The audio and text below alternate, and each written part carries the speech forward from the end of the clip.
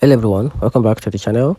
In this video I'm going to walk you through an easy step-by-step guide on how to find penny stock on Webull. So to get started with that, make sure you watch the video to the very end so you don't make any mistake, and also hit the subscribe button because it actually helps me out. So to get started with the guide on how you can spot penny stock on Webull. So to get started with that, if you're on the Webull mobile app, log into your account, then tap the market tab at the bottom, then tap the screener which is at the top right under the explore, then tap add fleet house, then from there set the price which can be from $0 to $5, then your volume also over 500k, then which is the optional because you can also set your market cap, you can set it to be micro or small, which is very optional. Then after that, you can tap done to see the penny stock results, then tap any stock to view the chart, the news, and the details.